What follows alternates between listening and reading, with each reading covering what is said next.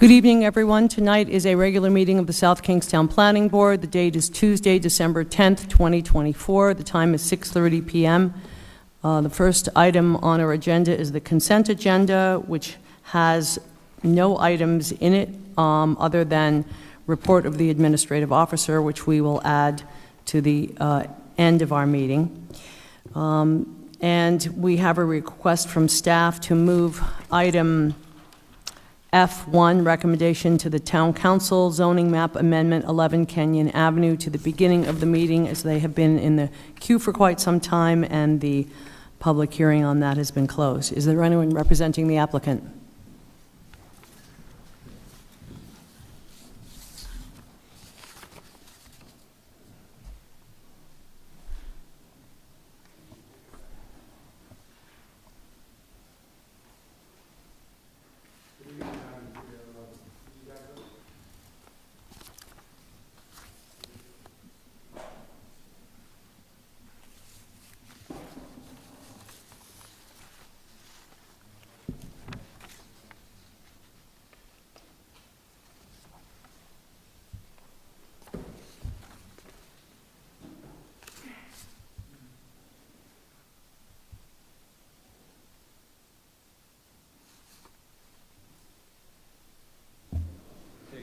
Okay, thank you. I'm sorry, Madam Chair. John C. Revens Jr., Reverend St. Pierre and Wiley for the applicant. Do you have any additional information for us relative to the draft motion? No, Madam Chair. Thank you. We have a draft motion that begins on page 2 of the staff comments. Maria, did we call roll for the record? Oh, I'm sorry. Trying to get to this item ahead of time. Susan Axelrod. Here. Joe Murphy. Here. Peter DiStefano. Here. Robin Pothier. Here. Liz Karp. Here. Caper Wilson. Here. And Maria Mack is here.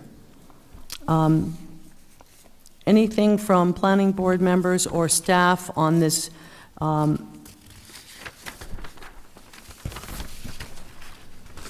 So, Madam on Chair, this, yes, recommendation to the town council? we have one potential revision to the recommendation under conditions, and that would be to reference the plan submitted by Don Layton. Don Layton Designs.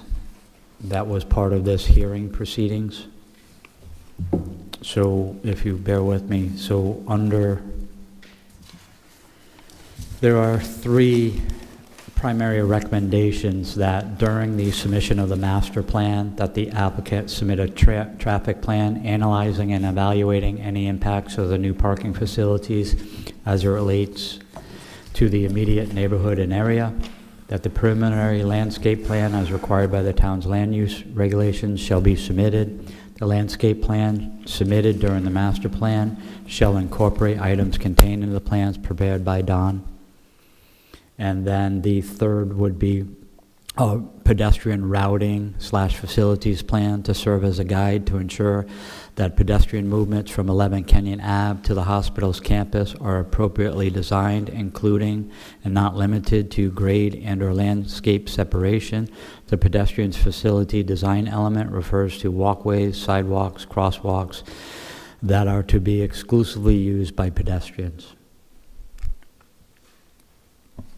Thanks, Jamie. And can you just give the board a little bit of insight on procedurally what would happen going forward after a potential recommendation? Again, the application before you is in essence a request to make a recommendation to council. It's part of, in essence, a 2-step process. When someone proposes to amend the zoning text or the zoning map, it first starts with the planning board. Planning board makes a recommendation to council.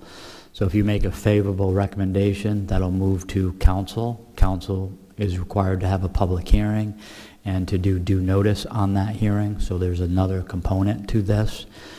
If the town council chooses to hold those hearings and approves the map change, the hospital will be required to amend their master plan, and then upon amending the master plan would be able to seek additional permits to construct the parking lot. So there are multiple layers. Yes. This is not the final action tonight. Comments, questions from board members on this motion? Susan? Sure. Okay, sorry, Jamie, I want to just clarify. So when you're talking about seeking permits, you're talking about coming back before the planning board with a landscape plan, buffer, that sort of step still has to take place? So what the recommendation that staff has is that when they submit the amendment to their institutional master plan, that 3 items are specifically included in that amendment, along with other requirements contained in the regulations, but specifically landscape plan, pedestrian plan, and traffic analysis. That comes in at master plan for planning board's evaluation. If all of those are approved, then they can go through the permitting process and seek a zoning permit to build the parking lot. Other questions, comments? So we have a draft motion before us with the addition of a reference to the landscape plan by Don Layton under the second bullet of recommended conditions of approval. Would someone like to make the motion?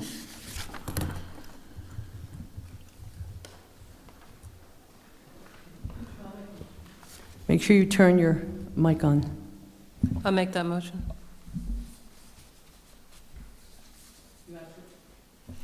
You need to read the draft motion. It starts on page 2. And then just reference the various paragraphs, findings, and so on. The South Kingston Planning Board hereby makes a favorable recommendation to the South Kingstown Town Council for approval of the application of South County Healthcare System for a zoning map amendment to rezone property located at 11 Kenyon Avenue from its R10 medium high density residential zoning district designation to GI, government and institutional. The board's recommendation is based upon the following findings of fact relating to consistency with the 2021 South Kingston Comprehensive Community Plan, the purposes of zoning as described in the legislation 452430, and the recommended conditions of approval as noted below. And now I can just enumerate. Yes. So findings of fact 1A and B. Yeah, that's fine, right? Okay, findings of fact. Consistency with the purposes of zoning. Items A through P.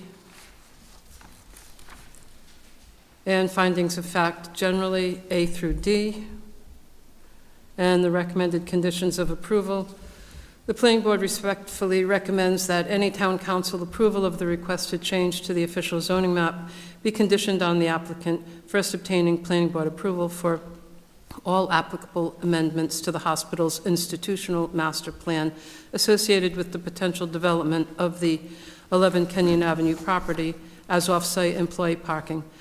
In any application to the Planning Board to amend its institutional master plan, the application shall include a traffic plan analyzing and evaluating any impacts of the new parking facility as it relates to the immediate neighborhood, preliminary landscape plan as required by the town's land use regulations, and pedestrian routing facilities plan to serve as guide to ensure that pedestrian movement from 11 Kenyon Avenue to the hospital's campus are appropriately designed, including and not limited to grade and/or landscape separation. The pedestrian facilities design element refers to walkways, sidewalks, and crosswalks that are to be exclusively used by the pedestrians. With an additional reference on the second bullet to the landscape plan provided by Don Layton. We have a motion from Robin. Do we have a second? Second from Liz. Any further discussion? Hearing none. All those in favor say aye. Aye. Motion carries. Thank you.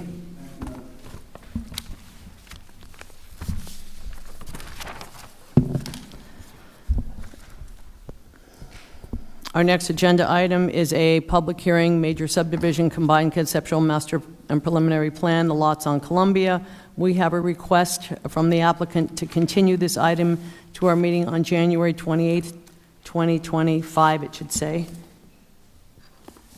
Would someone like to make that motion?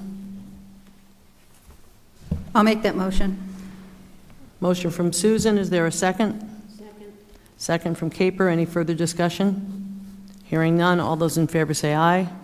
Aye. Aye, motion carries. Next agenda item, major subdivision pre-application concept review, 2016 Saugatucket Road, with a reminder that the pre-application stage of review is intended for sharing of information between the board, staff, and applicants. Good evening.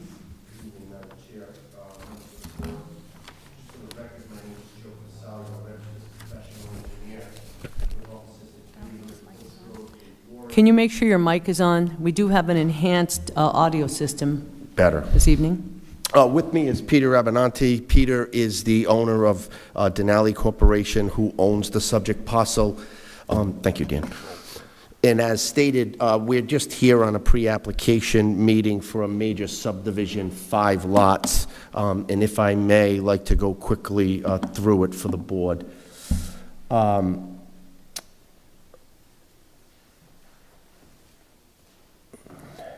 You all know where the subject parcel is. Tower Hill Road, Route 1, Saugatucket Road, and specifically Assessors Plat 42, Lot 8. Entirely, Madam Chair, in the R40 zone, just shy of 14 acres. When we're looking at the freshwater wetlands, you have the Indian Run Brook that passes through. Subsequent jurisdictional areas from DEM, both a 100-foot jurisdictional area and a 75-foot wetland buffer zone associated with the freshwater wetlands.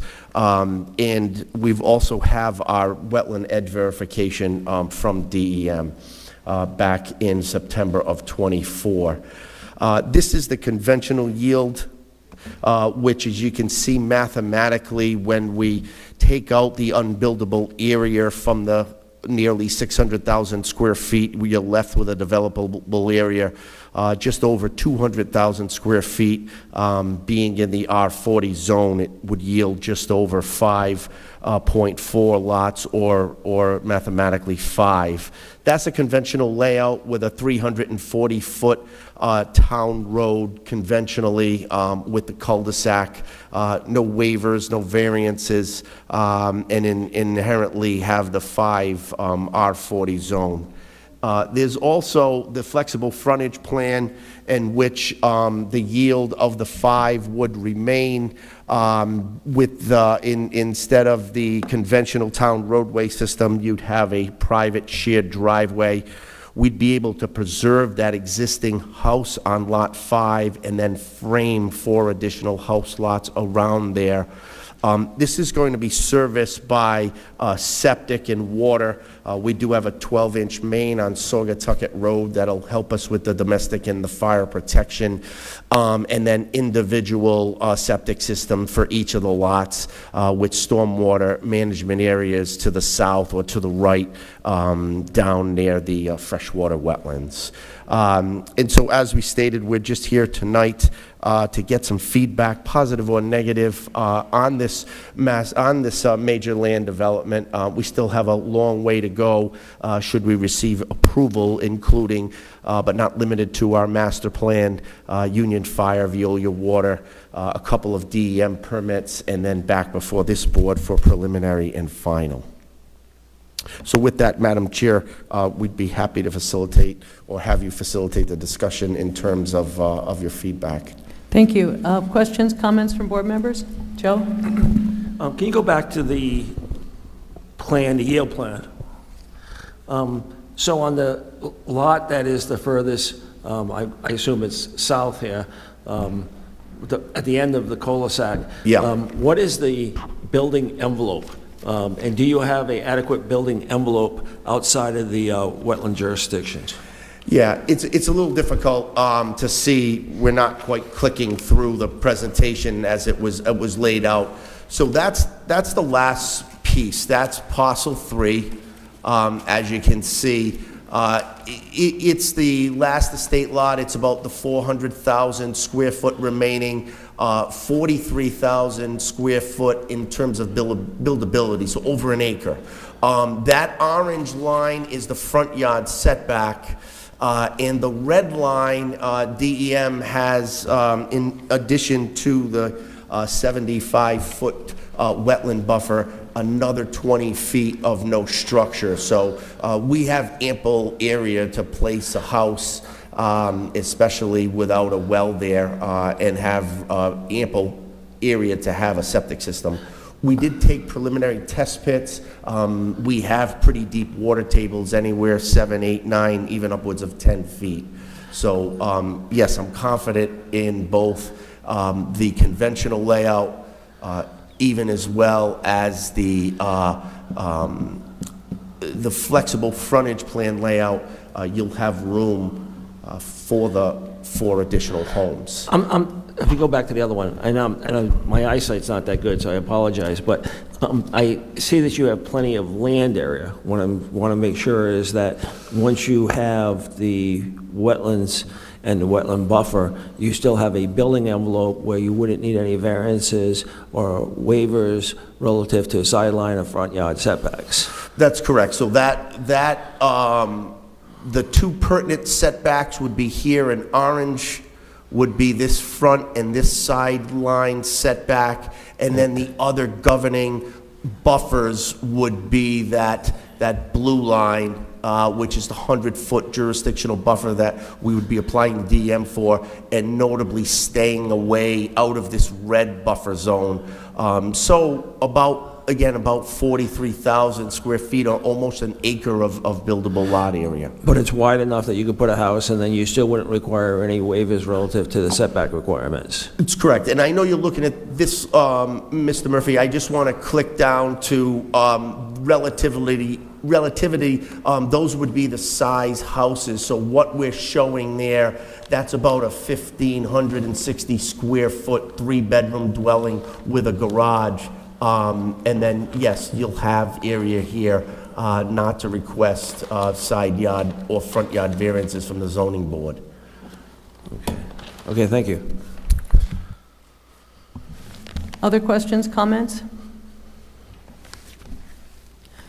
Given the adjacent wetland and the Indian Run watershed area, have you thought about, as you utilize the flexible frontage, and of course with reduced pavement is better in terms of an environmental plan, how can you delineate the buffer for the future residents so that it will remain essentially intact? Have you thought about that? Yeah, I mean, the only way to properly do it would be to have some type of deed restriction or some type of permanent monumentation, as DEM makes us do often. You know, the placards with the stone probably will last the test of time. There's really no other, ways to do it. As you know, Right. Madam Chair, it's an enforcement issue most of the time. Thank you. Other thoughts, comments? Susan? Hello. I don't have complaints about what you've brought before us, but I do have a request. If you do come back for approval for this plan, I'd like you to keep in mind that Saugatucket Road is lovely, and the house across the street is lovely. And it would be very nice if you were able to situate your houses in a way that they are front-facing to Saugatucket Road, not with sides of houses or even worse, sides of garages facing the public right-of-way. So if that can be incorporated into this plan in some way, that would be greatly appreciated, at least by this member of the board. So you mean turning parcel 1, say 90 degrees, so the front of that is on Saugatucket Road? Yes. Should we proceed with the conventional plan, we would do the same with parcel 5. The house that exists today under this scheme is back from the 1880s, I believe, about 140 years old. And I know that because of staff comment. They asked the question. We did some research on that today. Yeah, so I think within reason, we certainly can rotate those houses where applicable.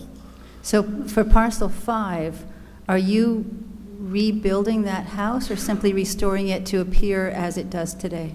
Like to rehabilitate it, working through different architecturals as we speak, so we don't have, we will have more information on that next time we see you.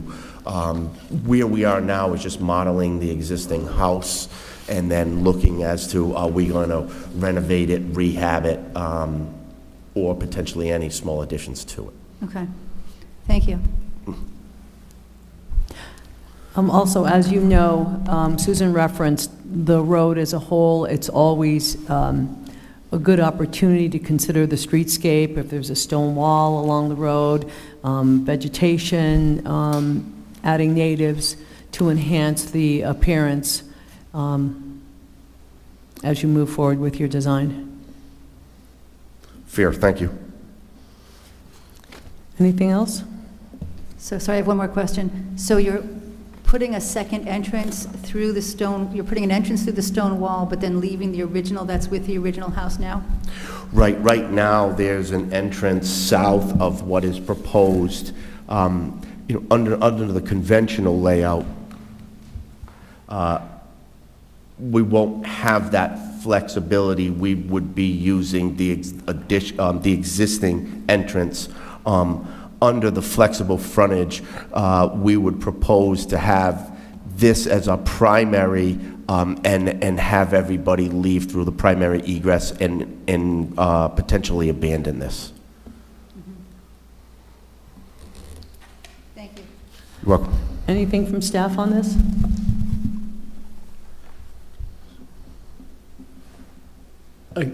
Madam Chair, we would just look at the treatment of the turnaround for fire apparatus, whether that can either just be load-bearing, grass paved 2 versus a hard surface.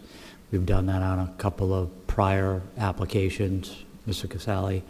And then looking at the functionality of 4 sticks to the hockey stick and how those will be treated under an HOA with a driveway crossing 3 of the 4 properties. Yeah, we would need reciprocal easements for everybody through all of the subdivision.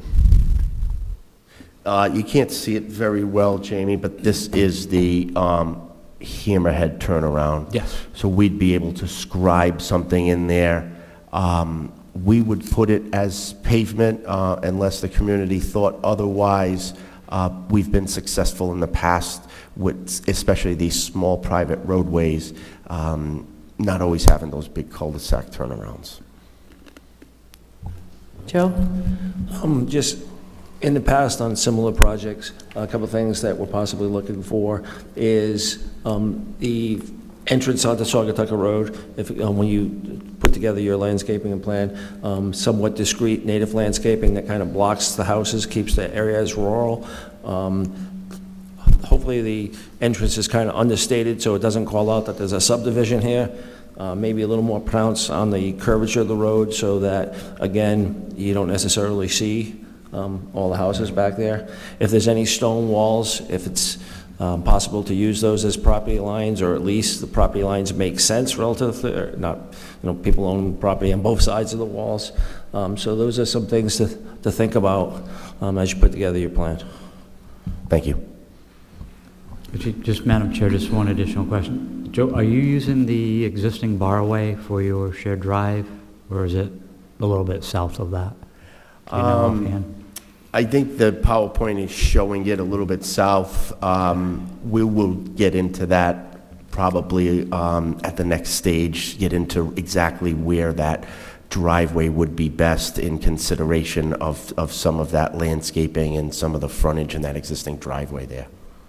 So I don't think we've put enough thought into that yet, but we need to and we will. It looks like you may have some mature trees on the property. Yeah, there's quite a few, actually. Will you be able to preserve those? I think we can with the flexible frontage plan, to the maximum extent practicable. There's no reason we can't locate houses around trees with substantial girth and years. So where you've designed your driveway is sort of potentially skirting around those trees? We wanted to give parcel 5 some frontage. That was, and then, sometimes with some of the lazy curves that you can scribe into a road, it just gives it a more country-type feel, and it inherently slows down the traffic when people have that curvilinear-type roadway. That's the basis of design for that. I appreciate that, and I'm very happy that you're saving the old. Obviously, the feedback issues have not been resolved. No. Thank you for saving the farmhouse that's existing there now. That's really nice. That's good for the town. Robin?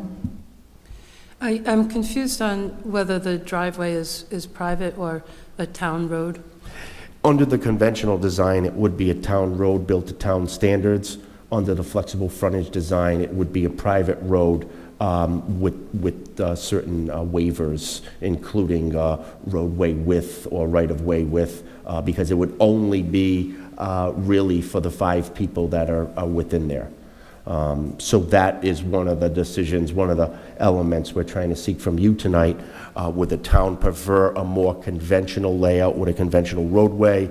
Or, as I would think, something as you've done, I understand recently in the past, this flexible frontage plan, which allows less impervious and keeps more in natural character with the community with this type of roadway. I think it works for smaller subdivisions. It doesn't work for 15, maybe 20, 30 lot subdivisions, but for something like this, it seems to make sense. So that's really what we're asking from you tonight. Okay, thank you. Thank you. Clearly, the flexible frontage provisions do provide for a much better Yeah. layout, design, natural resources, preservation, and so on. Yeah, it's a good vehicle to have. Yes. Anything else from anybody? I have one more question. Do we require paved surfaces for the private road and the driveways, or is a gravel or oyster shell or some other pervious surface? There's no specific standard contained within the regs, but it has, and again, Jay, on private roads, it's just width and fire safety primarily, correct? I don't have access to my computer to double-check that right now, but I believe it's at the determination of the planning board what the surface treatment gets based on what the request is. I would assume that's in conjunction, right, with the fire. Whatever they want, we would provide so that emergency vehicles can pass and repass. We're proposing pavement in this situation. And so either way, the town won't be plowing that road. If it's conventional, yes, they will plow it, maintain it in perpetuity. If it is under the flexible frontage plan, it will be a private, under a homeowners association between the 5 houses, and they would most likely hire a third party for snow removal. And so that's another, it's another consideration I think we have when we build these private roads is you lay back off of the town a little bit and what they're responsible for and what they have to maintain and then rebuild it in 30 years and so forth and so on.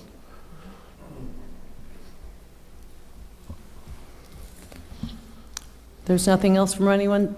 Thank you. I Thank think you you've very gotten much. enough feedback this Appreciate evening. it. Appreciate it. Madam Chair, Yes. before we wrap up, if I Sure. may make a suggestion, this application is ripe for a combined master and preliminary. However, It the is. applicant did not request that. Might I suggest that the applicant submit that request to planning to have the master and preliminary combined, if it's appropriate for the board and the board votes on it?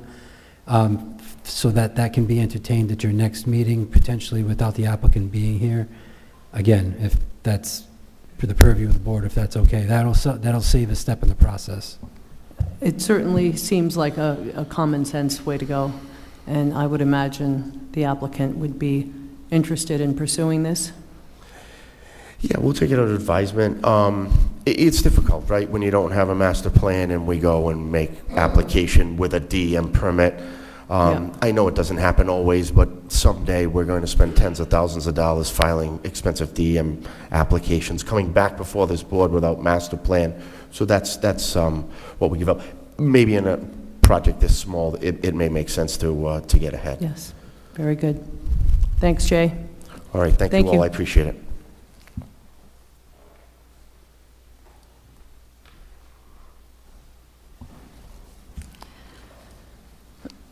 Our next agenda item is a major subdivision pre-application concept review, 362 Matunic Beach Road, proposed legalization of a legally non-conforming lot created via deed conveyance. Is there anyone representing the applicant?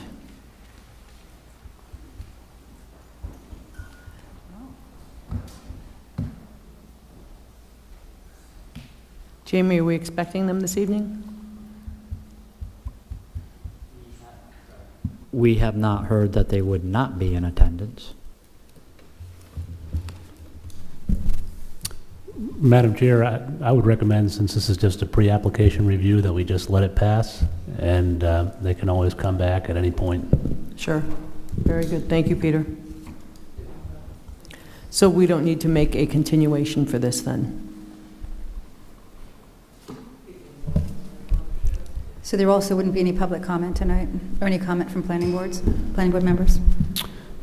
No, without the applicant here to answer your questions, and, you know, generally pre-application review wouldn't have public comment anyway, or public notice, so. So just making sure that there is no applicant here for 362 Matunic Beach Road. Then we will continue this item when they return, or we will hear it when they return.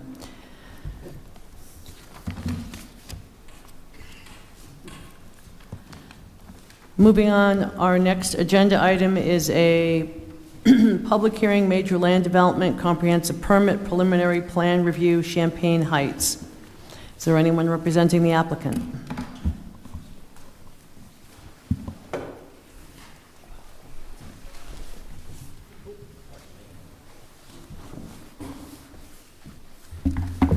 Hello, Chair Mack, members of the board. Good to see you again tonight. James Callahan of Callahan & Callahan, 3 Brown Street.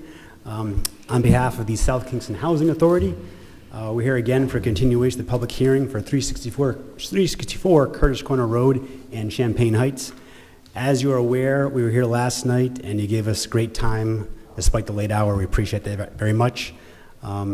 In that time, we were able to discuss the goals of the Housing Authority, the consistency of the comprehensive plan with Chris Little, the site design with Jeremy Lake from Union, engineering with Molly Titus from Dupree, traffic with Paul Bannon from Crossman, and the landscape plan with Jen Judge. At this point, I'd like to clarify a couple things. At the end of the meeting last night, I was, truth be told, mumbling some things about the comprehensive permit plan, but I want to clarify that. To put it plainly, based on the current comprehensive plan that's approved by the town needs 816 new units of LMI to reach the 10% threshold. This project alone will provide 45 new units. That's about 5.5% of the needed LMI units for the future. And again, this project is 100% of the LMI units. There's no market rates, so there's no percentage decrease. It's a gross and net increase. In your comprehensive plan, it says the South Kingston Housing Authority has excess land that could allow for expansion of the 40 existing family units at Champagne Heights, and a comprehensive permit would be the best option for this project. The Housing Authority has shown interest in pursuing the development of additional units, but the funding that would support the project has been limited. So this project, in total, addresses all those concerns. Here, the theories, goals, action plans all become reality. I prepared a short memo for you with the excerpts of the comprehensive plan for your review. I'd like to submit that if I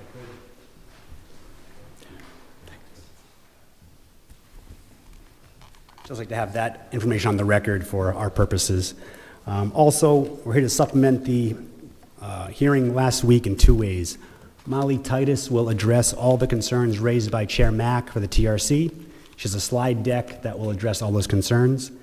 And Jen Judge will provide more information on an updated landscape plan, which you should have, and it should be on the screen as well. Also, just for clarity, I want to try to address one thing in the beginning. I think Member Axelrod discussed the landscape plan rendering from Union Studios, which is page 5 of 23 in the plans. Is that fair to say, Ms. Axelrod? Yes. So I think, and this is instructive for me, this is the first comprehensive permit that I've addressed under the new zoning laws, which eliminated the master plan stage. So, as you know, the master plan was a concept stage. The rendering provided by Union was a concept of the landscape plan. It didn't include engineering, utilities, and stormwater management. And I think that's where the disconnect is. And I agree that the Union plan made for a great presentation, but Jen Judge had to address all the technical concerns and engineering to come up with her landscape plan, which is the actual landscape plan we submitted. So I'd ask that you not ignore, but not use that rendering on page 5 of 23 Union as the landscape proposal or concept. The landscape plan is Jen Judge's proposal, her submitted plans, and we're asking you to review those as part of our project. Not that we want to eliminate trees. Jen has done a great job in improving and increasing the trees, but I counted them up. I think the rendering had about 140 trees along the streetscape. It just doesn't work with the utilities we have there. So in any event, I'd ask Molly Titus to come up and give an overview of the TRC comments. Thank you. And before you go, we've just received these revised plans this evening, so will your team be able to summarize any Yes. changes? Yes. Great, thanks.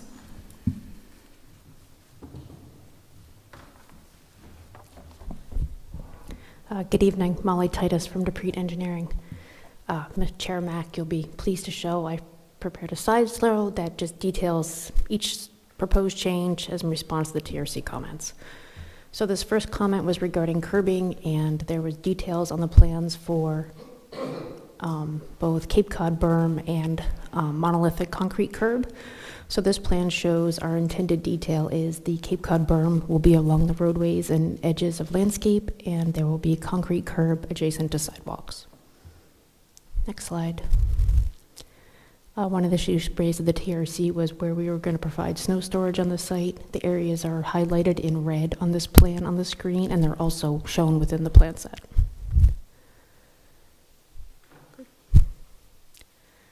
Another TRC question was regarding turning movements. We had prepared a turning movement for the fire truck, which was approved by the marshal and reviewed.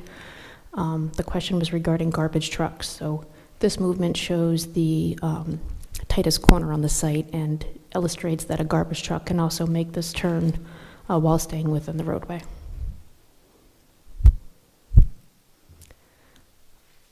Our site plan in the previous submission was missing stop bars and stop signs. We have added stop bars and stop signs on the site at the crossroads and have left the perimeter roadway as a through movement. And those areas are highlighted in yellow on your screen. There was some areas of additional parking, the 1.5 spaces per unit that was provided on the site was questioned as to its adequacy and people moving around the site and using some of the amenities. So we've added some perpendicular parking stalls adjacent to the basketball court and the mail and laundry room, and those areas are highlighted in yellow. In addition to those areas and in these ADA stalls highlighted in yellow, there was a question as to backing out of these stalls. We've provided a 20-foot roadway, which is less than the 24-foot standard of the town. These waivers are provided within flexible design and cluster developments, but the perpendicular parking and reversing out of these stalls in a tight space was questioned. As a solution, these stalls have all been provided with 3-foot striped areas between them, so instead of having area behind the car, there's additional width of each stall to provide some space for turning movement.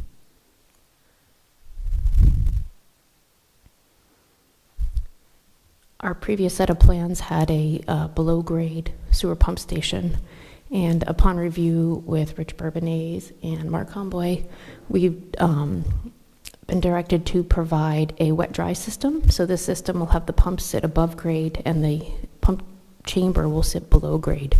This will sit within a building, so that is that square shown on the plan, and adjacent to the plan is a concrete pad, and that will provide the backup generator power for this system.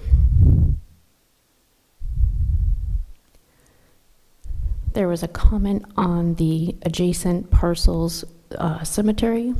This is a town cemetery. There are 2 gravestones, and the requirement is that there's no work within 25 feet. So I've shown that 25-foot setback mark, and we've shown the grading, and the yellow area is the restricted zone. So we won't be working within that area, with the exception of there's a small piece of the existing playground. You can kind of see that outline in the corner.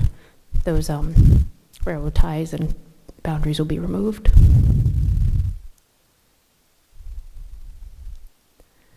Behind units 31 and 32, there was some water line and other utilities that were too close to the rear of those structures. We relocated those water lines a little further away from the buildings and patios. Lastly, we had the sewer force main leaving the site and discharging into the existing manhole on Millbridge Drive. At the request of DPW and engineering, we will have the gravity manhole on our site, so that proposed green circle is the sewer manhole, and that will drop over the existing line discharging, and the sewer force main will dump into there. So there will be no force main leaving our property.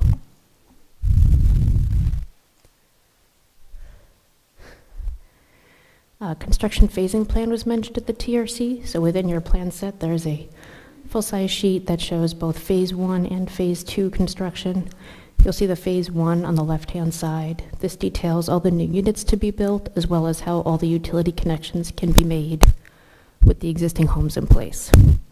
Phase 2 would be constructed after the demolition of the existing buildings and finalize the project.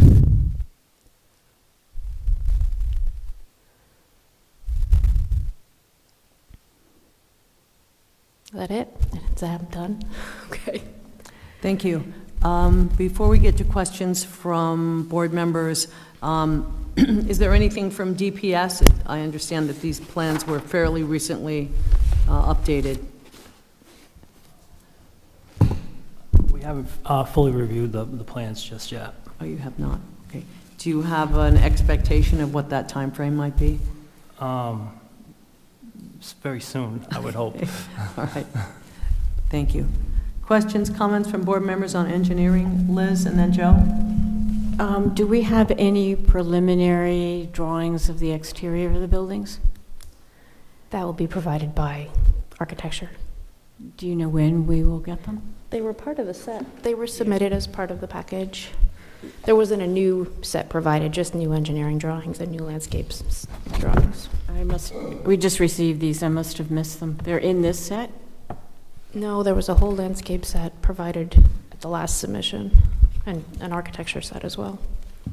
Madam Chair, the renderings of the building, and we can pull them up, were in Union Studios package, which Mr. Callahan referenced earlier as the plan not to use for the landscape plan, but I'm assuming we used the other components. Right. I think they're titled architecture plans on the site, and you should have copies. They were provided. Yes. Joe? Can you bring the plan back up with the snow areas for snow removal?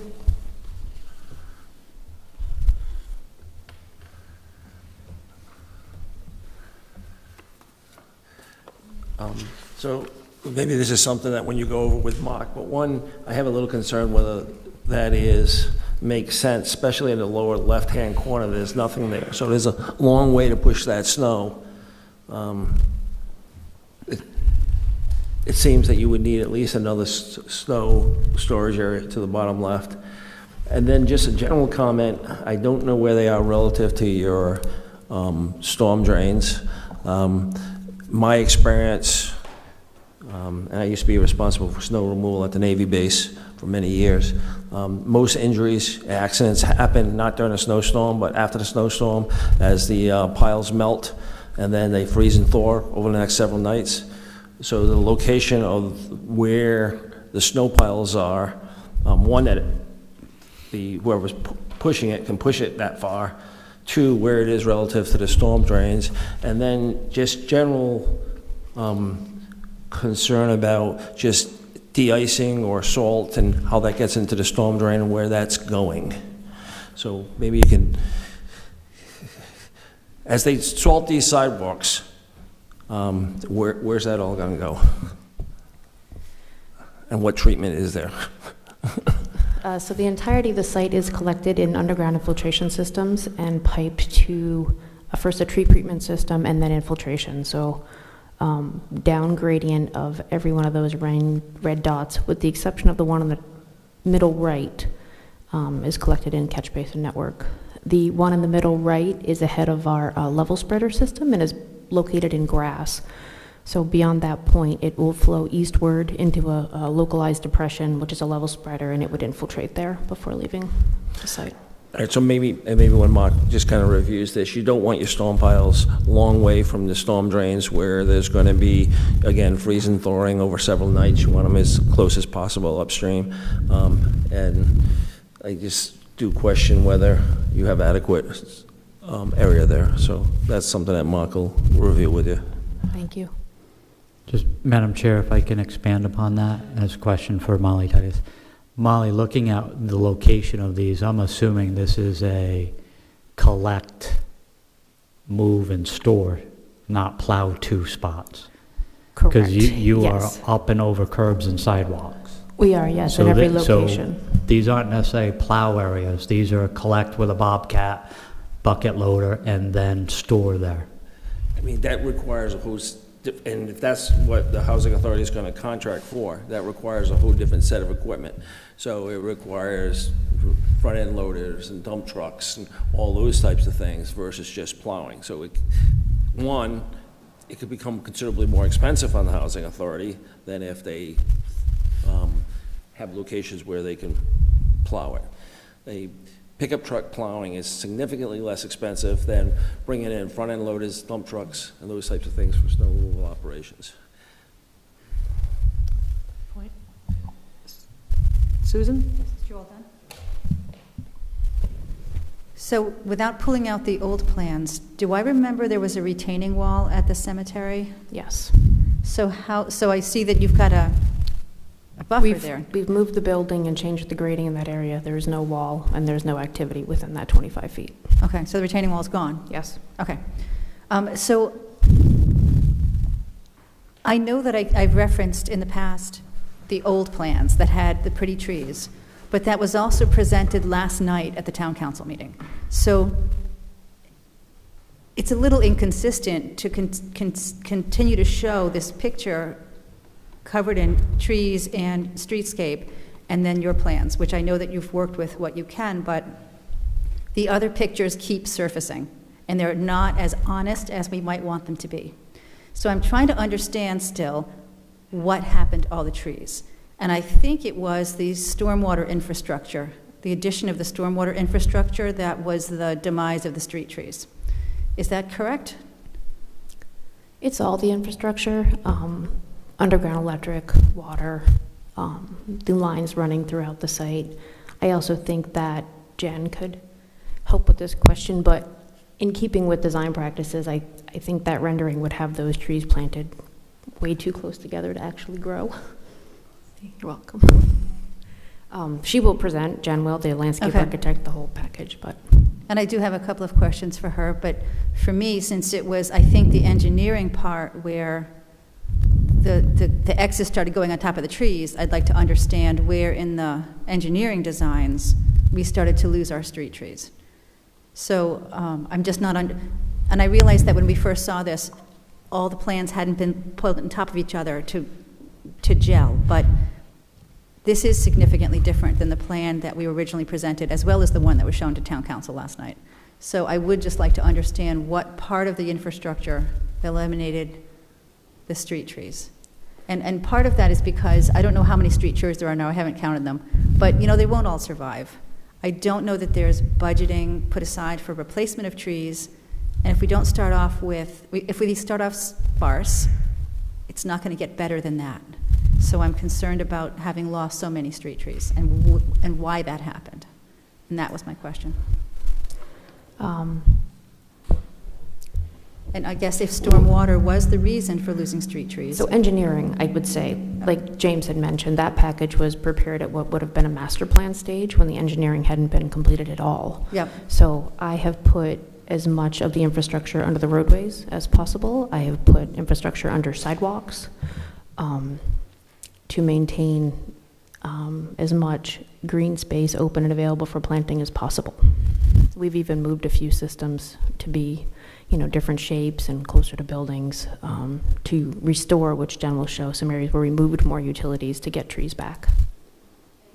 Welcome. Was there any consideration to, say, eliminating one of the buildings and that being the location of your stormwater infrastructure, and then retaining the street trees? We actually already eliminated 3 buildings from the original layout to accommodate stormwater. No, but at our pre-application, if you look at there is 2 more buildings on the east-hand side, and then buildings in the middle of that first circular area on the left that we had to remove for stormwater. Thank you. I've had trouble at this point keeping track of the renditions. But Me thank as you. well. Okay. Thank you. That's all I have. Other comments relative to engineering from anybody? Thank you. Let's Thank you. continue on.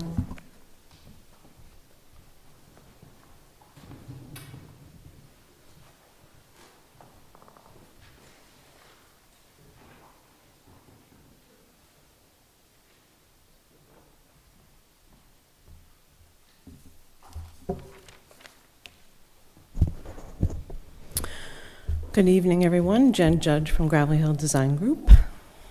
If I could kindly have L2 on the screen, that would be great. Or renderings looks like a good start. Actually, I would prefer to go to L2. Sorry, Jamie.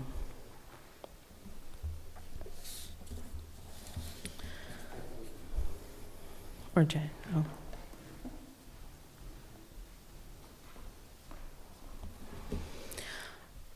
So as mentioned last week, there are 8 types of various native trees that are being included, actually 9, in the landscape plan.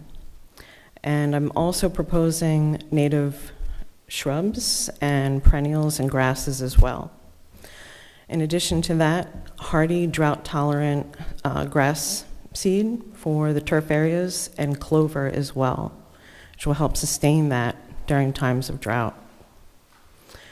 The landscape plan, as of my final count this morning, was 197 trees. That is substantial. The housing guidelines request 1 for every 5 parking spaces. We are well over that. I think this plan is substantial. We're trying to create a beautiful community with the architects have done a wonderful job. And I'm trying to create a balance within our means of adding to that and lifting the project up as a whole. The street trees, Jay, if you wouldn't mind going to L2, is that possible? So the changes that have occurred for L2 since last week is I've added 2 more birch at unit 4. So upon the entry, I've softened that up even more, Unit 4 sits like up on a hill. Excuse me, can you either Sure. zoom in or use a cursor so we can Oh, where actually is a see? cursor? I don't have a cursor. Does anybody have one I could borrow? Laser pointer does not work on the TVs. So, but Jay may be able to move the cursor to unit. Oh.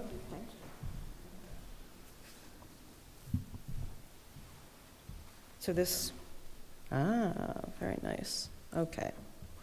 Oof, that's fast. All right, so right here, I added 2 gray birch trees. I also added an additional tree here. And I still have 5 flowering trees at the entry. Those are the Japanese tree lilacs. Japanese lilac trees. Additional tree, I placed 2 large street trees in as well. There's one additional one here. And I believe I added this one as well. So there's 4 right there. What I also added on this plan is I kept 3 of the cedar trees, and I replaced other cedars with the native inkberry. That still gets a good 8 to 10 feet tall. It will be more than substantial to go beyond the 6-foot screening around the dumpster enclosure. And what I did is, in effort to buffer screening for the neighbors at Sweet Island Farm, I included 4 green giants for views in and out of the property. So those were the major changes for L2 since last week. L3, Jay, if you wouldn't mind. Okay, so for L3, I added a street tree at the basketball parking area, right here. I also added a red bud right there. I added a street tree at the playground right here, and I also added a large deciduous tree at the playground area as well to cast shade into that site, into the area. I did move one of the sweet gums off the grass into the, I think it was this one, into the lawn area, because I still found 7 feet to be a little close to a water line. And one was removed at the corner along the road, which was right here, because I was not comfortable with the infrastructure, but I did add that. That's the one that got added at the basketball court. What did I touch? Sorry, I don't know what I...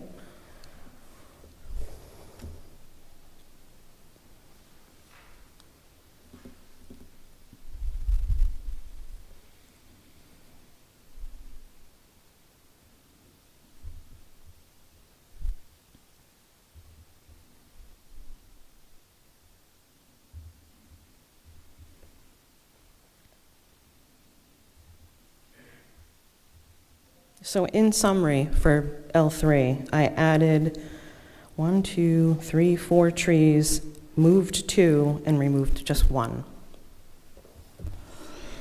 So for L4, I added a tree along the stormwater area. Right. Sorry. It's right there. Oh, no, this one. I also added a red bud at Unit 19 at the corner here. I believe that's 19. And I added another red bud between Unit 24 and 28, which I believe is that one. I moved a deciduous tree into the lawn away from the water line between 26 and 27, because that was only a distance of 6 feet. And in summary, that was the changes. So I added 3 and I moved 1.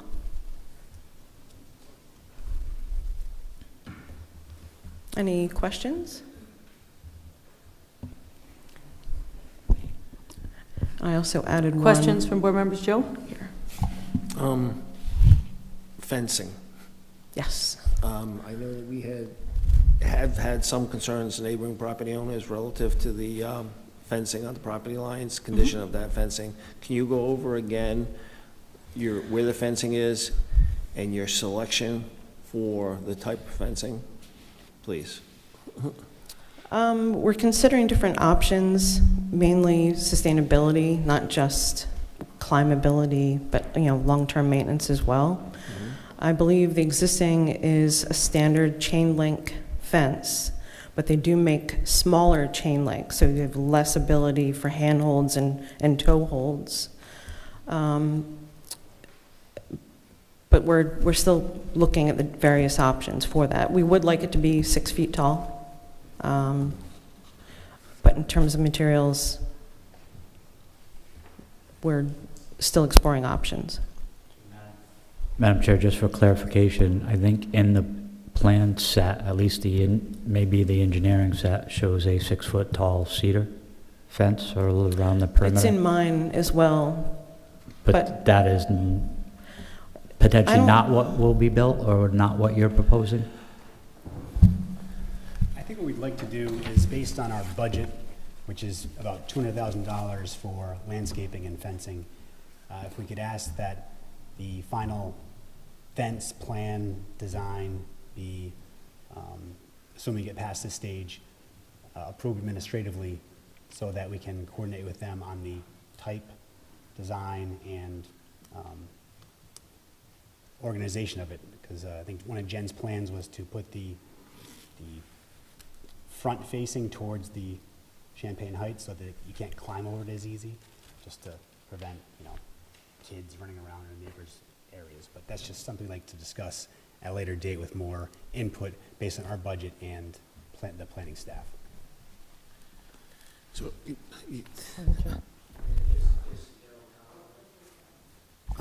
my comment was twofold. One was the sustainability and long-term, lower the operational and maintenance costs as much as possible. Cedar fences, or my experience, wood fences, maybe have a lifespan 10, 12, maybe 15 years max, and then that's pretty much it. They're rotted and they're falling down. And then the other concern, obviously, is for the neighboring property owners, that we have a boundary there. And again, that also goes into kind of the maintenance and sustainability, because as we know with some of the other projects in town now, Fournier Estates and Champagne, they don't necessarily have the maintenance budget. So, I mean, I'm certainly okay with that being a plan approved by the administrative officer. I maybe have some type of language in there relative to condition of approval, that it's, selected for both the long-term sustainability and maintenance. Other questions? Susan? Thank you for explaining your changes to your landscaping. You're welcome. It's good, and I appreciate your moving things around and adding some trees. Thank you. So to go back to Joe's question about the fence, so we received some correspondence from a neighbor. Is the fence that's there now intact, or is it damaged, or how are people getting back and forth between the properties today? Do you know? It currently is damaged, and it looks like from wire cutters. It's a chain link fence now? Yes. So there's actually been holes cut through the fence? If there's a further conversation between you and the planning staff, can that neighbor be involved in that conversation?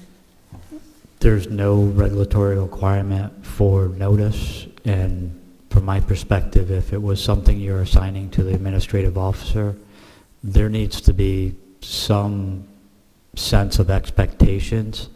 A solid 6-foot tall fence is very different than a chain link fence around the perimeter of this site. Testimony at the last meeting, the applicant testified that they were doing a solid 6-foot cedar fence around the perimeter, which I believe a neighbor mentioned that they were appreciative of that. I think it would be hard pressed for the administrative officer to have expectations of a solid fence and then sign off on a chain link fence around the perimeter. You know, again, I have no issue signing off on the administrative side, but it needs to be with less discretion from my standpoint. If it was a discussion of a 6-foot tall cedar fence, and then to Joe's point about more maintenance-free and longevity, so there was a discussion of a synthetic material that mirrored a cedar fence.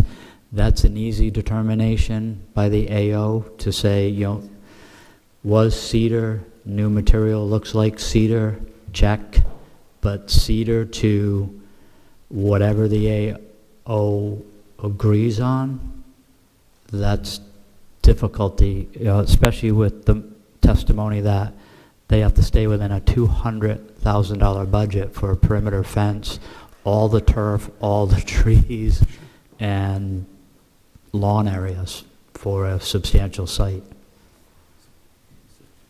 So Jamie, you're asking for a little more direction from the staff? Yes, significantly more From the direction. board, yes, okay. Can I just respond briefly on the budget? The 200,000... Wait, state your name for the record, please. Christopher Little. I'm the chair of the Board of Commissioners for the Housing Authority and the chair of the Board of Directors of SKHA Services and Development Corporation. As we explained last time, we have a scoring process that we don't establish. Rhode Island Housing establishes it, and they tell us, if you go over this amount of money, you lose. So it's not a matter that we have pockets that we can pick on to try to find ways to add things that might be nicer.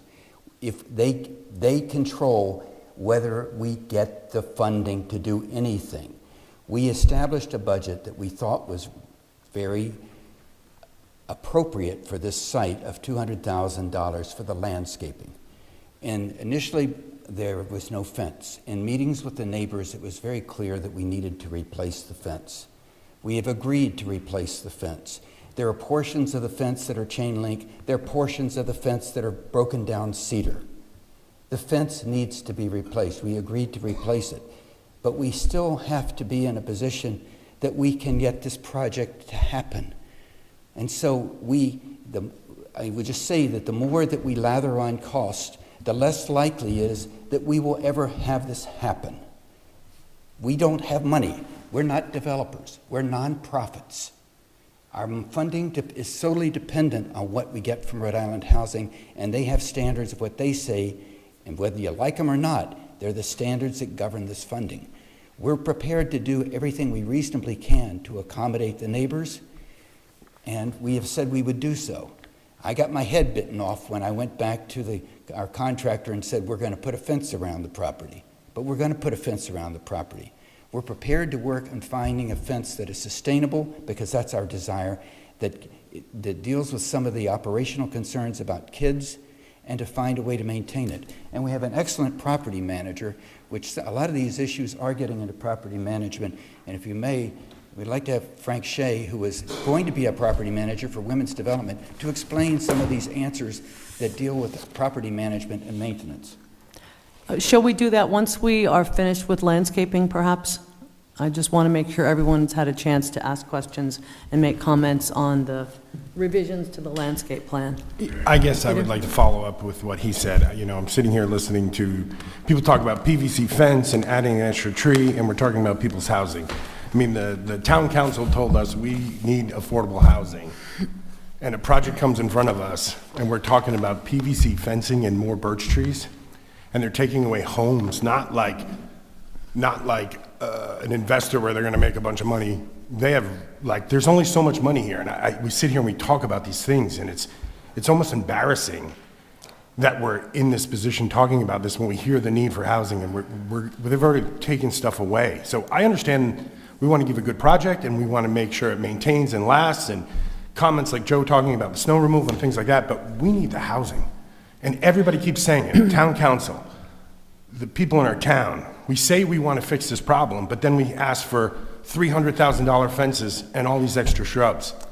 We're not trying to fix it. We're saying we want to fix it. Just for clarity, staff is not asking for a $300,000 fence. All staff tried to point out is that delegating that authority. But there's like insinuation of like, oh, they're the bait and switch and all this other crap, that What- it's real money we're talking let's- about. But Why if I don't may we be- just just- continue along and talk about the Just review for of the clarity. project? Yeah, just Go for ahead, clarity. Jamie. If you're delegating that authority away to the AO, I'm asking for what the planning board's expectations are. And if you're comfortable with something lesser than cedar, which was originally proposed, I need that articulated to me, because if in your mind, you're thinking cedar and I approve chain link fence, I don't want the planning board to be upset with the AO. If the lowest level you're okay with is chain link fence, then that would be the base standard. We can talk about types of chain link fence, but again, it's very broad discretion if you just say, let the AO decide what type of fence it is, and then it puts a significant amount of pressure on the AO of that fencing choice, because it's not just the planning board, it's the housing authority trying to meet the budget and neighbors' expectations. So I was just looking for clarity, Peter, whether it's chain link fence or screening fence, I'm just looking for clarity. Okay. And just to add on to what other board members have said this evening in the past, we understand this is a nonprofit. This is an important project for the town. We understand the need for affordable housing. We are simply attempting to fulfill our requirement to review this project, ask questions, and try to move it forward with the best possible outcome. I do have a question for Jen. Mr. Callahan said early on that 140 trees was overly optimistic, but you said that there are actually 197, is that correct? I counted that. I'm sorry, I counted 140 on the streetscape of the Union Plan. That's okay. I didn't know if, That's I all right. think I counted, well, I'll leave my. Just wanted to clarify that. And thank you for making modifications. We Oh, sure. obviously just received these plans this evening and have not had the opportunity to really take a deep dive into them. Question about, Joe has brought up repeatedly the importance of maintenance. We know how much of an issue this has been for the current site. With regard to maintenance for the trees, which obviously it's an investment, installation and initial care versus care down the road, would you like to initially discuss how you foresee that to occur in a positive way? I mean, we've had lots of examples of a one-year guarantee on trees, and then after the first year, they die a slow death. So the maintenance is vital. So I don't know if you would like to speak to that first before. We, at the very minimum, we will be having a one-year warranty from substantial completion and final acceptance. This is going to be done, well, I'll let Frank, they'll be able to shed more light on that. Thanks. Very good. Sure. Frank Shea from Women's Development Corporation. Again, we are the nonprofit partner with the Housing Authority on the development and ultimately the management of this project.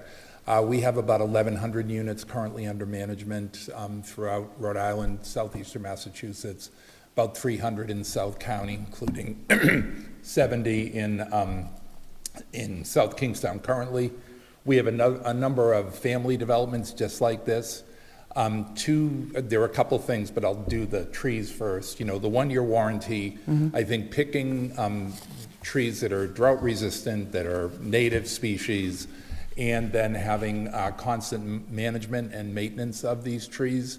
One thing that's important in projects like this that are different from previous housing, you know, when the federal government worked with communities to build public housing 30 or 40 years ago, they kind of built it and then every year provide less money to maintain it, which is not unique to South Kingstown. It's kind of the problem nationally, which is why the federal government is encouraging nonprofit or housing authorities to look at options like this.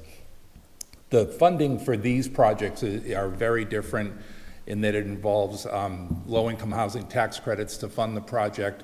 There's a great deal more oversight on the construction, the maintenance, There's a great deal more attention on reserves, so that if trees die 3 years in, there's money available to do that. If a fence becomes, unsightly 13 years in, there's money to do that. There's also a regular schedule of kind of expecting that there'll be a major reinvestment in a project between 15 and kind of 20 years. So it's a very different model from, basically the way public housing was funded. And I think people in the town are excited about the new, Champagne Heights. It'll be new and improved. There'll be housing for all the families currently living there, as well as for additional families. But there's a whole different kind of mechanism in place to make sure that it lasts for a long time and that there isn't the kind of disinvestment that is kind of inevitable if you don't have the money to do this. If I could just speak to the snow while I was here as well. We contract with third parties to do the snow removal, and the companies that we work with have a range of equipment. So, if it's a smaller storm, we can get by with the the pickup trucks with a plow and pay for that. If it's a bigger storm, they have the capacity to bring in extra equipment to kind of move the snow around. Also, from our experience, we think that the 1.5 parking spaces is way more than we'll need, so there will be, it won't be as tight a site with cars parked, and that's based on our current experience with projects in Exeter, Richmond, and Charlestown, where, the parking utilization is, 1.5 spaces will be very sufficient. Just to add, we have found that some of the most successful and cost-saving measures with regard to landscape have been having meetings prior to installation, having some kind of oversight at the time of installation. That makes an enormous difference rather than, a person in a machine that may not understand the expense and time involved and the maintenance effort, both short and long term. So that's something that we found is very useful. Other questions with regard to landscaping or maintenance?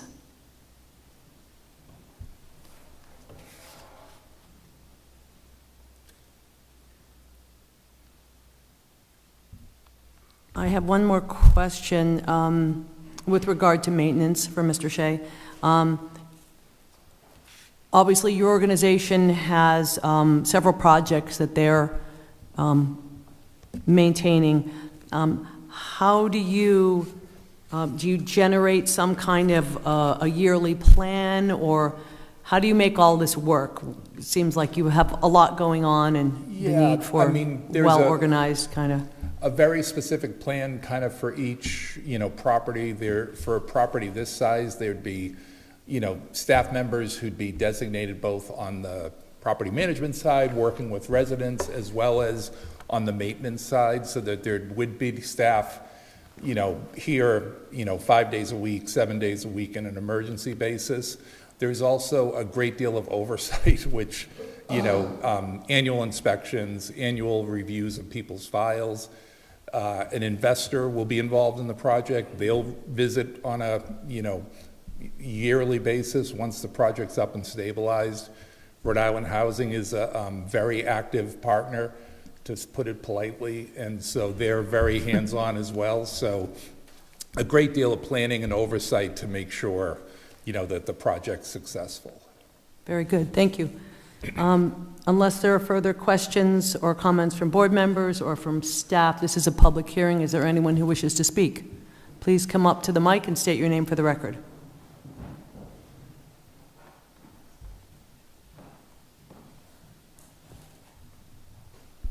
Thank you.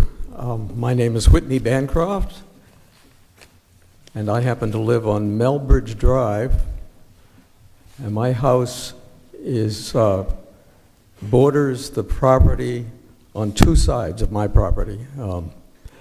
And I've had a history of living on that property ever since the year it was built. The experience for several of those years was a little bit difficult, and I that relates to the management of the property at the time. I did also spend 10 years as a housing commissioner, so I had a chance to see how, have an influence on how that was operating. And I, in addition to my time there, I have been involved with Habitat for Humanity for 35 years. So I certainly see the need for the property and the housing for any of the residents. And I thank you for the work that you're doing on behalf of us citizens to provide this housing and provide it in a safe and healthy way. So I just want to support the work that Chris Little and his committee is doing to provide the housing for residents in South Kingstown. You all know the bad situation we're in with housing, and for providing a rental that is going to provide housing for people for many years. So I encourage you to support this process and help move it along. And the residents of Melbridge Drive have met with Chris Little and have seen the plan, and I'm not speaking for them as to whether they support it, but certainly have not had negative comments about that. The fencing is important to us. It is 50 years old, is obviously always needs some replacement, and appreciate that discussion. Thank you. Thank you.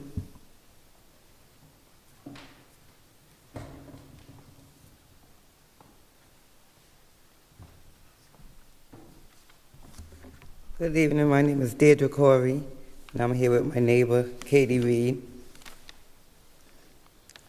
And we both have lived at Champaign Heights for 17 years. I'm here representing the tenants who support this plan with great enthusiasm.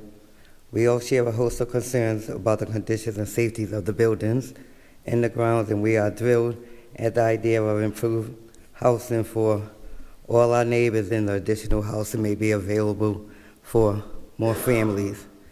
Anticipation in this project being reviewed by the town, we surveyed 25 of the adults who occupy the 40 units. We asked them to share their top goals for any new housing that is built and replace the existing units. The most common responses include: they included improved mechanical and electrical systems, including plumbing, wiring, and HVAC units that better control temperature, better outdoor space with proper amenities, including a safe playground, picnic tables, and lighting at any basketball courts, quality cabinets, doors, flooring, appliances, and other finishes, improved parking, sidewalks, outdoor lighting, and paving. We have seen the plans for the new units and are excited about the look and feel. We look forward to working with South Kingstown Housing Authority and the town of South Kingston to make this vision a reality. Our children deserve better. We ask you to ensure that this is a swift and streamlined process. Thank you. Thank you. Thank you.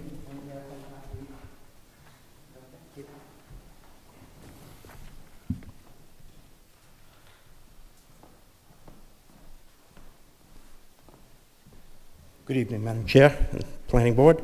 My name is Paul Rendine.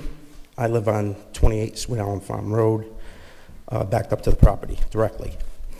My concerns is definitely with the fence and the situation there, because I've been sitting in my house having cookouts and events, and people have come in my backyard when we're sitting there. So it's a big concern. I've also had an incident where dogs have come into the property, and it's been a kind of an issue for concern for other residents and people in the neighborhood. That's the big concerns. Thank you. Thank you. Is there anyone else who wishes to speak?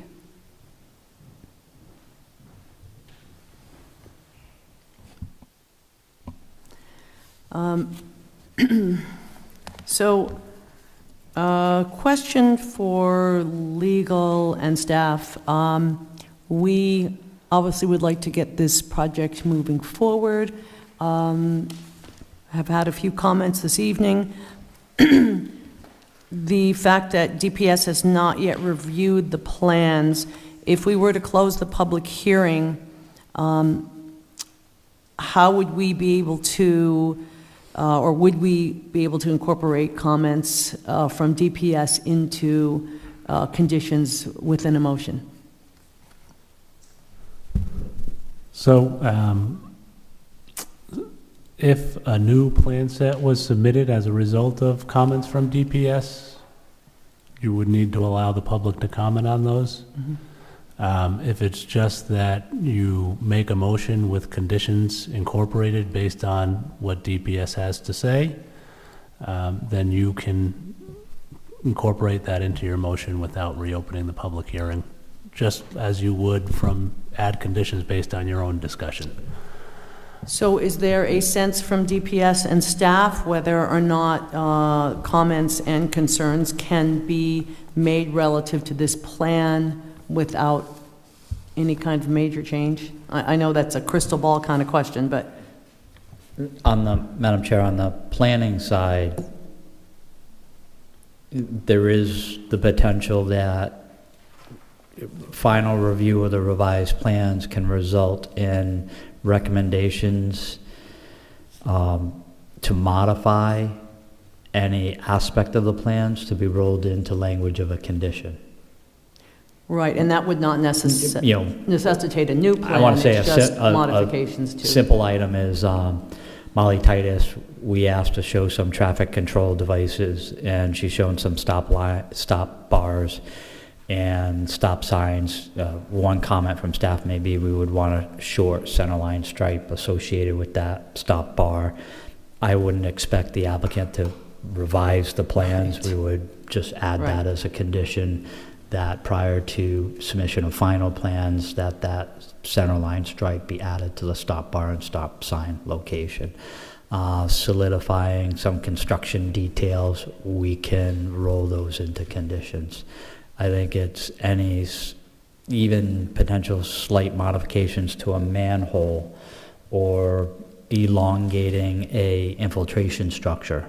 We potentially have the ability to create language and allow that to be modified as a condition prior to the submission of final plans. Similar on the fencing idea. Fencing is not required by the regulations. The applicant doesn't have to install a fence. They don't have to ask for a waiver of a standard because it's not required within the subdivision or zoning regulations. So something simply could be that the applicant takes fencing off their development proposal, and if they choose to install a fence, they can install a fence. But it eliminates the discussion of type, where, when, how tall, and in what locations. It's not a zoning requirement. I know, Chris had testified, Mr. Little had testified that, their intent was to try and do that, to do the best for some of the neighbors. But again, it is not a regulatory requirement. So those items, any condition has to be clear and achievable both on the staff side and the applicant side. A statement to just say, add traffic control.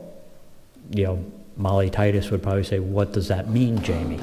Versus a condition that says, everywhere that you show a stop bar, add a 20-foot centerline stripe. That is easily accomplished in a condition. If Mark Convoy looks at something and says, change the catch basin from a C to a CL top, we can put that in a condition, and based on the plans, we can call out what catch basin that is because they're all numbered and they all have locations. So I'm relatively confident that our review could do that, but again, we have to dive deeply into the last set of revised plan set. We got those digitally Friday. We got hard copies on Monday. So again, potentially our recommendation as staff would be to close the public hearing. And then if the planning board was in the position to make a motion to direct staff to draft a favorable motion with any necessary conditions associated with storm drainage and/or traffic circulation and those items. And again, I'll go back to the fencing. Fencing is not required. So, but again, if they propose it, I need some leeway on expectations. Yeah, we So understand. from my perspective, you eliminate the fence. If they install one, great, but if they don't, there's no regulatory requirement to, and the administrative officer doesn't need to sign off on anything because it's not a regulatory requirement. Thanks, Jamie. Mark, do you agree with Jamie's comments that you feel that any, potentially any changes will not necessarily require a new set of plans, but can be made as modifications to conditions? I do. I've reviewed most of the drainage, stormwater system beforehand on the last submission, and what I would probably be looking more in depth to is a lot of the utilities. There's been additional utilities, I think, added along the main entrance. Mainly, and I saw that from the landscaping plan, with the phasing plan. It looks like the sewer is going to be connected down to Curtis Corner Road now, a gravity line down there, and there may be some conflicts on that. I'd also have to be looking at conflicts with any vegetation as well with the utilities. So there would be pretty minor changes, but there probably could be potential changes there. Very good, thank you. Would someone like to make a motion then to close the public hearing? So moved. We have a motion from Joe. Do we have a second? Second from Peter. Any further discussion? Hearing none, all those in favor say aye. Aye. Aye. Motion carries. Perhaps now would be a good time to, given the fact that staff and DPS needs to do a review of these revised plans, but things that have come up tonight, things that board members feel are important to be included in the conditions of approval would be appreciated at this point in time. Joe, do you want to start? I'm going to pass right now. Okay.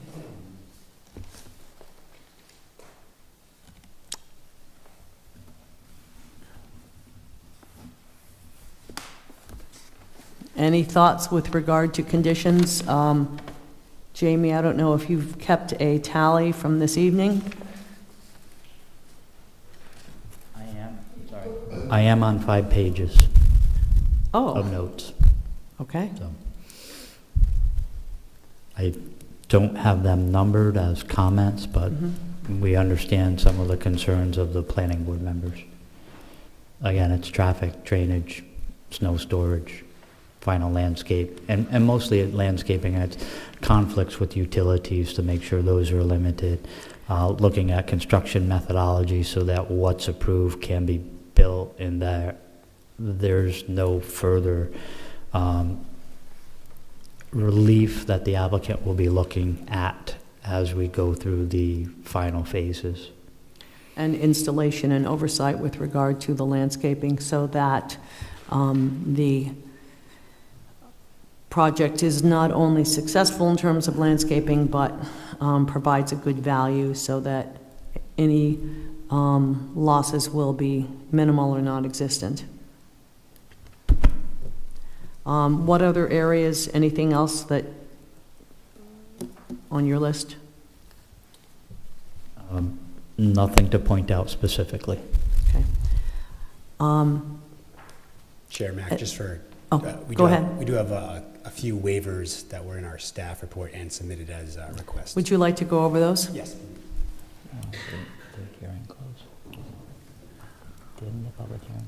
Are these from the original list or are these different waivers? Madam Chair, I believe you closed the public hearing. Well, if this is information that's been submitted by the Yeah, applicant... we already have it in the record. Right. Are they not allowed to clarify those waivers, those requests? So generally speaking, I think now that at the close of the public hearing, you can let the applicant give a summation, but really they shouldn't be introducing new evidence. New It's just- material, it's right. And explaining, maybe having I legal believe none of counsel this just- was new material, right? This isn't new material for the application, but we may have discussed it at the public hearing. Might be wise to reopen it for that purpose, just to allow us to... Madam Chair, we can note that no one's left the room. So if you did reopen the hearing, and counsel can correct me, you wouldn't have a due process issue because everyone who attended the hearing when it was closed is still in this room. That's probably correct. I mean, I'm not sure I wouldn't have noticed somebody slip out, but, you know, the way I would look at it is that if counsel wants to get up and give his explanation to you about why they meet the waivers as a legal proposition, you know, you don't need to take any more public comment on that. And so if he just wants to quickly get up and say, these are the waivers and we made them and here's why, you know. In case we hadn't read them already. Right. Yeah. Please continue then. Molly Titus, Deprete Engineering. The one that I wanted to clarify is, as part of the staff report, an additional waiver was requested last week at the public hearing, and I just wanted to make sure that that was clear with the package, which was formalizing the request for a 20-foot roadway from the 24-foot standard. That wasn't part of our original package, but was discussed last week.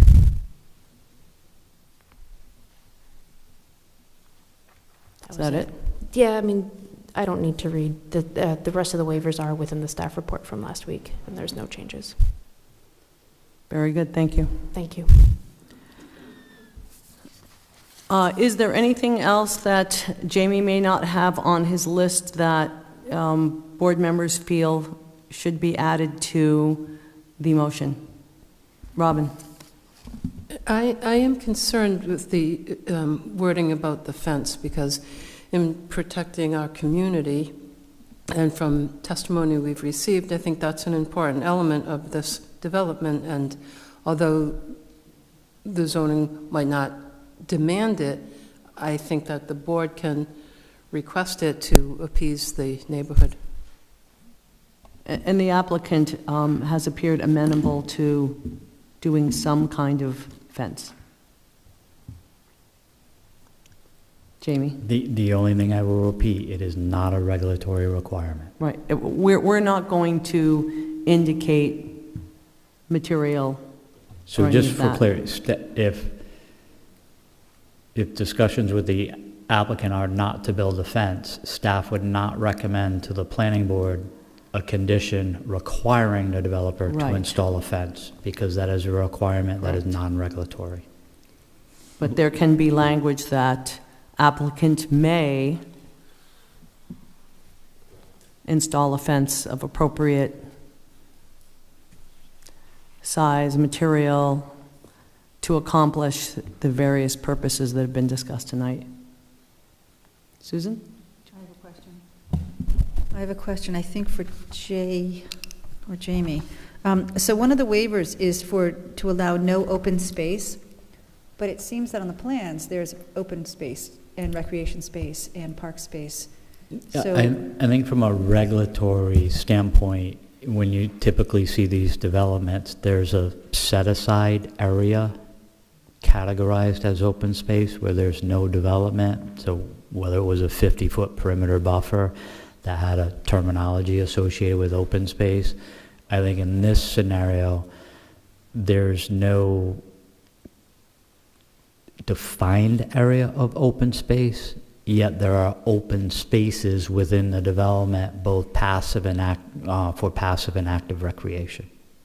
So you actually have, in essence, 3 park areas being proposed for this, as well as pedestrian, called paths, but sidewalks throughout the development. So there are multiple recreational opportunities. There just isn't that, I believe, 10% set aside, Jay, for open space in this development.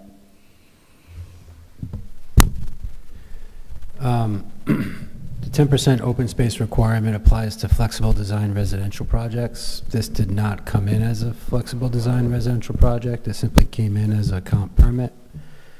And there's, I was just sitting here thinking over my head. I had mentioned it previously to the applicant that I think one additional waiver that's required is for multi-household land developments, such as this one. Because they're not allowed in the GI zone. I believe that would be a waiver. If that was the case and we went down that rabbit hole, the standards for multi-household land developments would be in play, of which there is an open space requirement, among other things.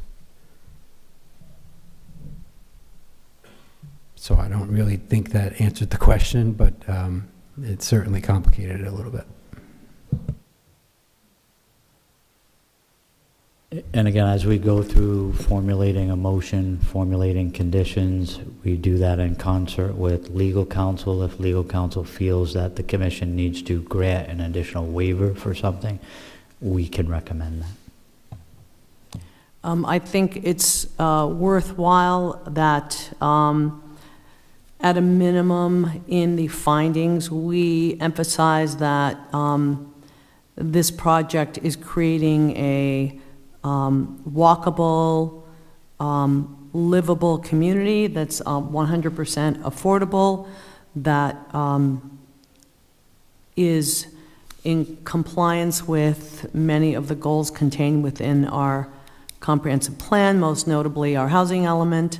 And again, just to emphasize the fact that this is a important project for the town and should be highly supported. Whether or not that language actually gets to Rhode Island Housing or not, I don't know, but certainly utilize it if you can.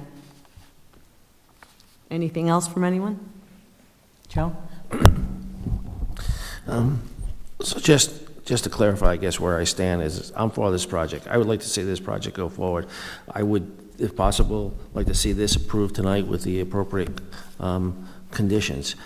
My concern with this now, and it has been, is the long-term sustainability of it, so it doesn't turn into another Fournier Estates or another, how Champagne Heights is now.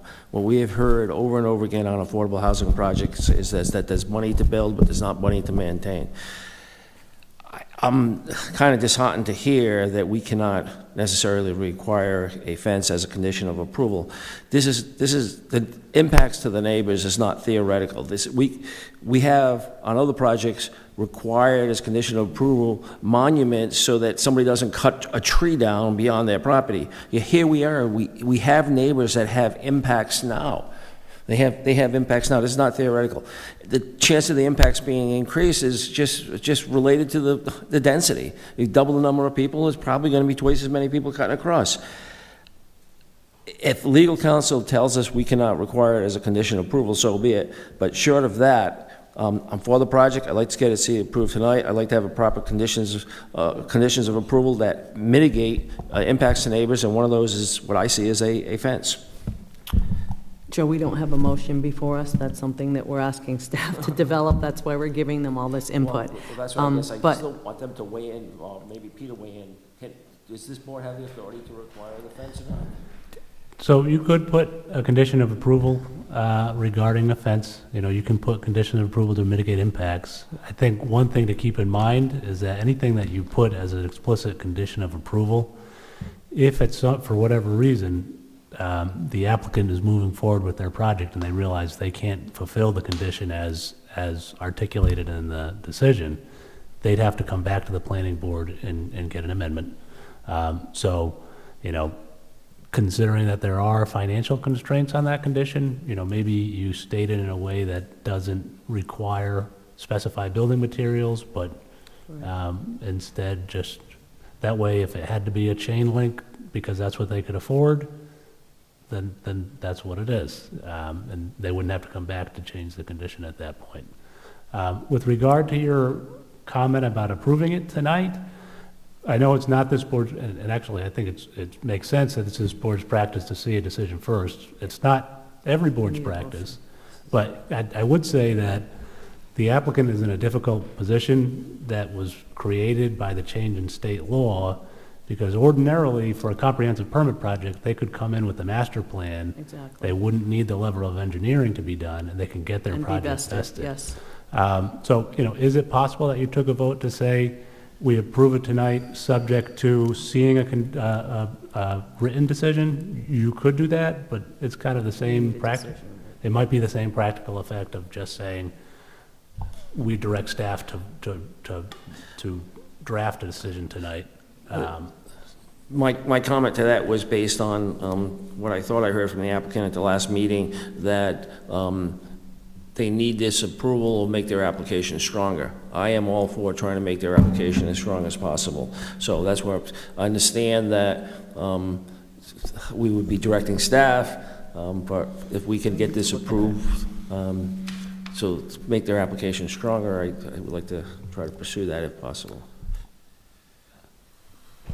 Sorry, can you clarify your timing for this? Sure, Like when you'd like to have, If possible, we would like you to take a vote to approve tonight so we can have our application in by the 16th of December, which helps the scoring, as Chris has mentioned. I would suggest maybe a short break for a few minutes. So I know Jamie's excellent at getting the conditions together, but it doesn't seem like there's that many conditions to... I don't know, he said 5 pages, so you never know. I didn't hear but- too many. I heard the page. I didn't hear too many conditions themselves. Generally, this board likes to dot all their i's and cross all their t's. We have found that if we do not do so, it is not a good idea. I'm not certain if staff has the ability to come up with that this evening. It is only 20 after 8, however. So, board members, what do people think? If that's not possible, is it possible that we could direct staff to prepare a favorable opinion and then give the authority to the chairman to actually approve that, and then at our next meeting, give us for informational purposes only? You could do that. You could do that. I mean, sometimes I'd say many other boards in other towns will vote to approve. They'll state on the record what they want to be included, and then they'll have staff prepare the decision afterwards, which sometimes is just signed by the chair and not reviewed by the board. That's different from your practice, of course. So you could do that if you wanted to. Thoughts from others? Robin, Peter, Liz? Can you just repeat that again, the process, what we would do? Well, if you wanted to, you could say, we vote to approve, and these are the conditions that we want, then direct staff to draft up the decision along the lines that you have articulated. Of course, they're going to have to include other things. In fact, you can't go through every little detail. But then the staff writes the decision, and the chair signs it, affirming that it conforms, and then it comes back to the board for informational purposes, if you're And comfortable. how will that integrate with the DPS review? So, that there is one last stage of review. You could put a more general condition on about subject to DPS review and making any changes to the final plan as required by DPS. I understand that generally you'd have those types of conditions more at the master plan stage, but you don't have the master plan stage anymore. Right. So you could kind of frame a condition like that. DPS comes in, and so, it is okay, you won't have to reopen a hearing if the final plan has to be changed, because that's why you have the extra step, and, that's going to be administrative under the new law. So, you could do that. I think if you wanted to do that, someone would make a motion, they'd articulate the things that the finding of facts that they want to make sure are in the findings. They'd articulate the conditions that they want to make sure are in the approval. And they direct staff to draft that, subject to the chair's review and signature. And Mark, do you feel comfortable with that kind of language? To a degree, there is some information that I really don't have, particularly about the sewer pump station. Okay. That's only graphically shown. I have no details at all on that. And this also has to go to I believe DEM for a review as well for stormwater. So there are potential changes, but from my initial review, I don't see any big changes on the stormwater, but it does have to be reviewed by another party. I'm sorry, just to jump in, even if there are changes to the plan after the preliminary plan approval is made, and that's not uncommon, because if you go to DEM after this, and Correct. they Yeah. may require a change. Yeah. But what would happen is, if it's a minor change, and that would be determined by the AO applying the regulations, that minor change can be made administratively. If it's a major change, which a major change is a change that varies from any of your explicit conditions or requires a waiver, that would come back to the board. So do board members, Liz? I'm just wondering if Jamie could distill his 5 pages down into a number of bullets as reference. Do you have an hour? I tried to ask him that question earlier. You're asking and- a substantial, you're asking a lot I from understand staff that. to disseminate Yep. 40 pages of plans, revised landscape plans that were received at 5:14 today. Great. Engineering plans that were received digitally Friday, hard copies on Monday. I understand the process. What I would potentially like is a 5-minute recess so that staff can Certainly. speak to the applicant about a few items so we can potentially have a path forward. Sounds good. Jay? One thing of importance that I think might be, you guys might be interested in is how do I say this? We can incorporate our existing conditions, the existing typical conditions so on the majority of your approvals, we have a generic template that we kind of follow. In referencing the motion for staff to draft the motion, you could indicate that we are to include the typical conditions that we normally would, plus any specific ones that have been referenced tonight, which might help kind of speed that up a little bit. Well, let's start with a 5-minute break.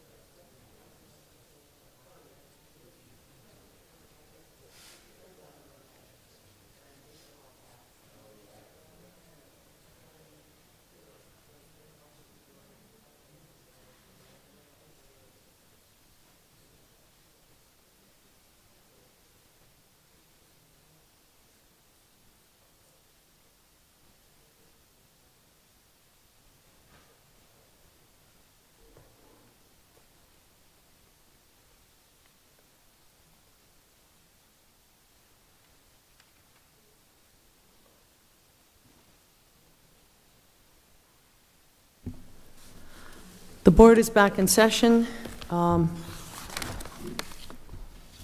We've had a few minutes for Director of Planning to synthesize his the comments that were discussed tonight.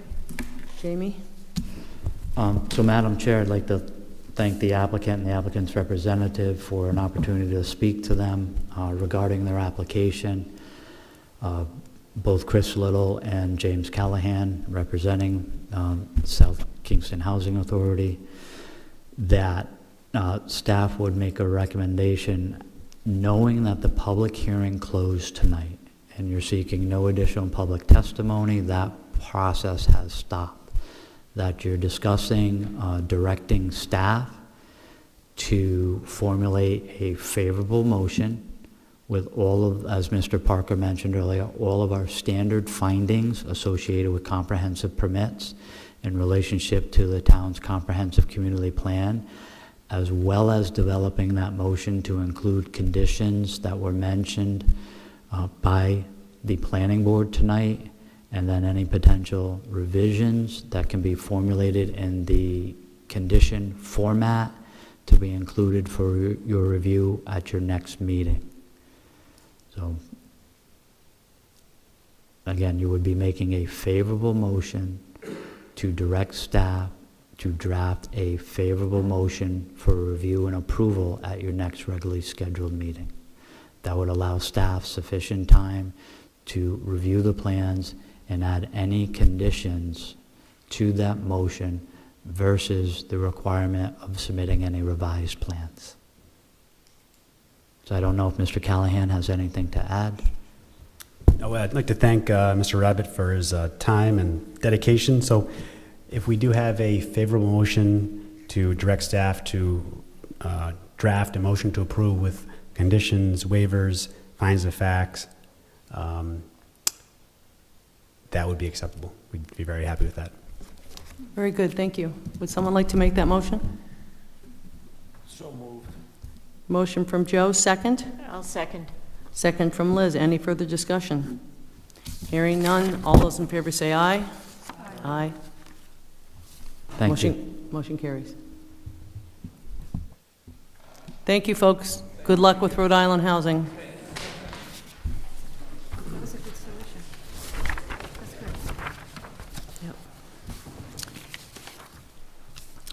good. Our final agenda item this evening is just a report of the administrative officer, which we removed from the non-existent consent agenda.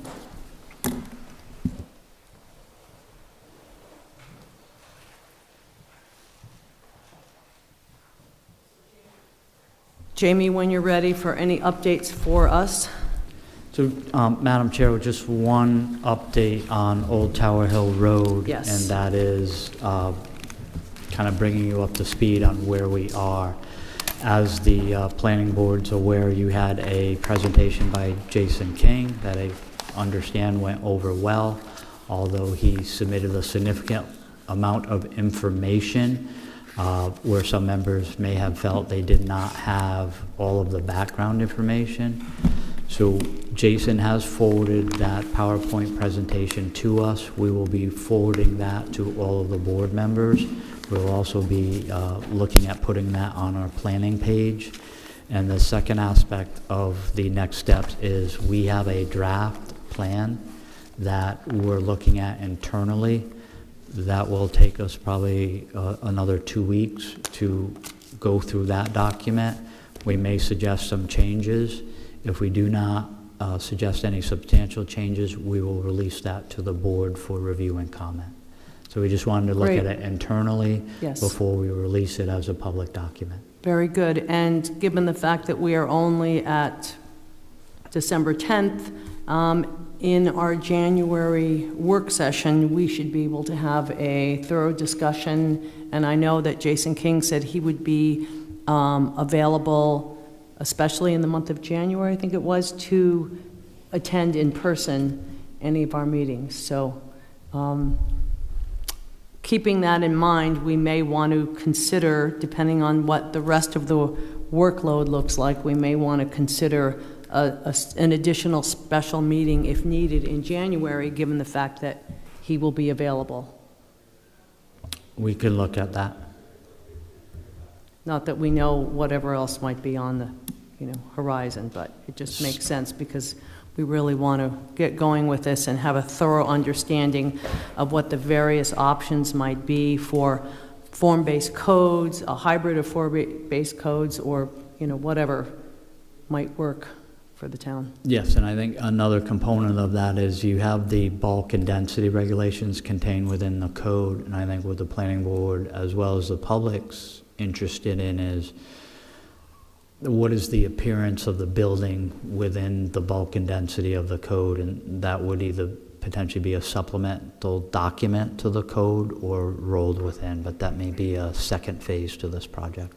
And I believe Jason had also mentioned at some point in time having special meetings with property owners as well and potential developers. I had reached out to at least one who's looking at one or two owners within the study area about their interest in having Jason King take a slightly deeper dive on individual properties.